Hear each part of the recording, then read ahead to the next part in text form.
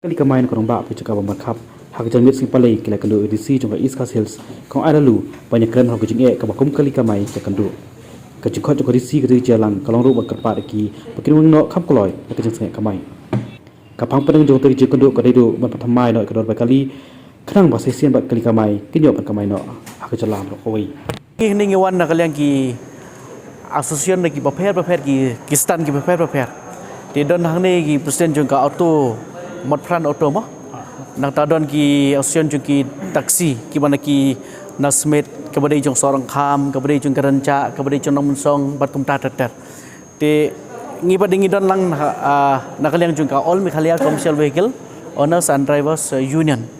tingi likren madak sngi halor ka jingkhot nak kalian jong EDC office tingi don kalang DTO nak tai don larang kalang nak kala terat polis naridon kalang na po ka level department tingi kira ni kani jing jungki kali kamai commercial vehicle ka bangyong di kham tam ya ka jing jungki yigi jing jungki lokal taksi ka bangi siam hang ne mantan ngila yo radon ki bawan na po tores ru ki layo ban paulang ya ka jing jungki di hang ne madakasi ka jing keren kolong bai thik ya ka bai kali ti hoi ki bentangi keren iki taksi ki insurans gini katai tin rein nak daw ka jilengkot jong kopor habre berkatak habre bagi insurans nomor ke pynkiew palat di kawala rajing ya ki pajba ya ki nombok kali ya ki driver khamtam hakani ka pandemic hakani ka por lockdown di hendri nakaliang chung EDC ba nakaliang chung borok ki ausai kepada nang tu yang insa nang ya perkhat ya kani discuss hadian di hendri menta ka bang ya keren ki kami tai ba ka dei hakalor ka bai kali ya ka bai kali ru nomor bakal akta plat ya ki driver timut kemla syuman pemi ka bai kamai nolor balakiu ke umpenyang kemudian idon kamban pynkiew no ya ka bai kali di habre bakane nakaliang jong ngi bat ka office mentan ngapai syong lang meeting ba DC ngimpat yo ya ka conclusion ya ka rai ka bapaka marngi ong ban ailat sipor nginang ya perkhat nakaliang jong ki osion ki paper nala ka jong ka stan ba kador kali kamdei tang siceka nomor ba Komisi Anuksa nasya seorang kham